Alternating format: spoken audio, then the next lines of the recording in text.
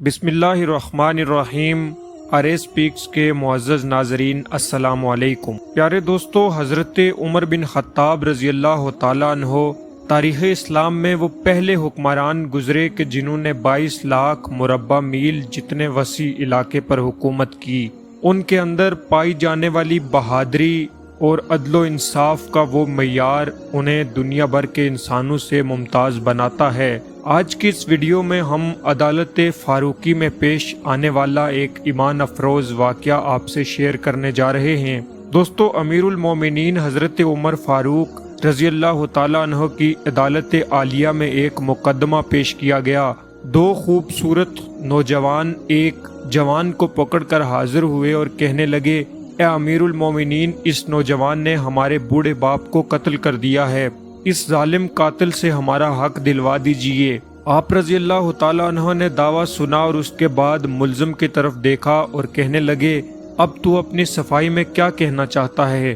ملزم نے کہا، ہاں امیر المومنین، واقعتاً یہ جرم مجھ سے صادر ہوا ہے۔ میں نے زور سے ایک پتھر مارا تھا جس سے ان کا باپ ہلاک ہو گیا۔ تو حضرت فاروق اعظم رضی اللہ تعالیٰ عنہ نے فرمایا، تو اپنے جرم کا اقرار کرتا ہے؟ تو ملزم کہنے لگا، ہاں امیر المومنین، یہ جرم واقعی مجھ سے ہوا تھا۔ پھر اس کے بعد حضرت عمر نے فرمایا، تو پھر تم پر قصاص لازم ہو گیا، اس کے عوض تمہیں بھی قتل کیا جائے گا۔ ملزم نے جواب دیا، یا امیر المومنین، مجھے آپ کا حکم بالکل منظور ہے، میں آپ کے اس فتوے سے بالکل انکار نہیں کرتا، لیکن میں آپ سے ایک گزارش کرنا چاہتا ہوں۔ حضرت عمر نے فرمایا، بولو، بیان کرو۔ وہ نوجوان کہنے لگا، مجھے 3 دن کی مہلت چاہیے، 3 دن کے بعد دوبارہ میں آپ کی خدمت میں حاضر ہو جاؤں گا۔ حضرت عمر بن خطاب نے کچھ دیر سوچا اور پھر اوپر سر اٹھا کر فرمایا، اچھا، تیری ضمانت کون دے گا کہ تم واقعتاً وعدے کو وفا کرو گے اور تیسرے دن عدالت میں حاضر ہو جاؤ گے؟ نوجوان نے اپنا سر ادھر ادھر اٹھا کر دیکھا کہ کوئی اسے عدالت میں گواہی دینے والا مل جائے۔ آخر کار اس جوان کی نظریں ایک کونے میں بیٹھے صحابی حضرت ابو ذر غفاری رضی اللہ تعالیٰ عنہ کے چہرے پر جا کر رکی اور اس نے اشارہ کرتے ہوئے فرمایا کہ یہ میری ضمانت دیں گے۔ حضرت عمر نے ان سے دریافت کیا تو انہوں نے کہا، جی امیر المومنین، میں اس نوجوان کی ضمانت دیتا ہوں کہ 3 دن کے بعد یہ قصاص کے لیے عدالت میں حاضر ہو جائے گا۔ اس کے بعد ضمانت لے کر اس ملزم کو چھوڑ دیا۔ 2 دن گزر گئے اور تیسرا دن آ گیا۔ تمام صحابہ کرام رضوان اللہ تعالیٰ علیہم اجمعین دربار میں جمع ہو گئے۔ وہ دونوں نوجوان بھی آ گئے، حضرت ابو ذر غفاری بھی آئے اور تمام لوگ اس ملزم کا انتظار کرنے لگے۔ وقت گزرنے لگا لیکن وہ نوجوان حاضر نہ ہوا۔ تمام لوگ پریشان نظروں سے ادھر ادھر دیکھنے لگے۔ تمام صحابہ حضرت ابو ذر غفاری کی وجہ سے پریشان ہونے لگے۔ ان 2 نوجوانوں نے بھی پوچھا، مگر ہر مرتبہ یہی جواب دیا گیا کہ وہ نوجوان آ جائے گا۔ تمام حاضرین کی پریشانی اپنی انتہا پر پہنچی تو دیکھا کہ اچانک سے ایک طرف ملزم دربار میں آ کر حاضر ہوا۔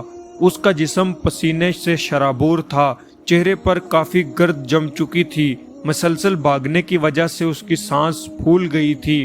اس نے آتے ہی سلام کیا اور عرض کیا کہ اللہ کا جو حکم ہے اسے بجا لایا جائے، اور پھر کہنے لگا کہ میں ابھی اللہ کا ایک حکم بجا لایا ہوں، امانت کی سپردگی کر کے لوٹا ہوں۔ حضرت عمر بن خطاب نے فرمایا کہ تم کیا کہنا چاہتے ہو؟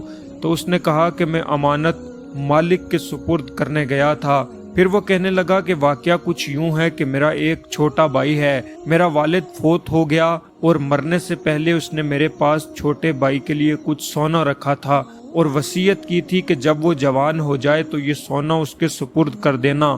میں وہ سونا ایک جگہ رکھ آیا تھا جس کا مجھے ہی علم تھا، اس لیے وہ سونا اس کے سپرد کرنے گیا تھا۔ الحمدللہ میں نے اس کی امانت اس کے سپرد کر دی۔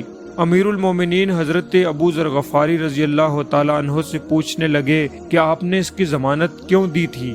کیا یہ آپ کا واقف تھا؟ حضرت ابو ذر غفاری نے کہا، نہیں، میرا اس سے کوئی تعلق نہیں تھا، بلکہ جب اس نے پر امید نگاہوں سے میری طرف دیکھا تو مجھے خیال آیا کہ برے مجمع میں اگر میں اس کی ضمانت نہ دوں تو کل اللہ رب العالمین کے سامنے مجھے شرمندہ ہونا پڑے گا کہ اتنے آدمیوں میں سے کوئی بھی اس کا ضامن نہ بن سکا، اس لیے میں نے اس کی ضمانت دے دی، جبکہ میں اسے جانتا بالکل بھی نہیں ہوں۔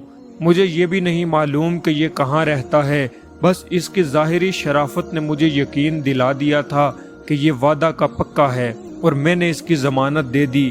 حضرت ابو ذر غفاری کی یہ باتیں سن کر اور وہ نوجوان کا واقعہ دیکھ کر تمام حاضرین کی آنکھوں میں آنسو آ گئے، اور وہ دونوں نوجوان عرض کرنے لگے، اے امیر المومنین، ہم نے اپنے باپ کا خون معاف کر دیا ہے۔ امید کرتے ہیں کہ آپ کو یہ ویڈیو ضرور پسند آئی ہوگی۔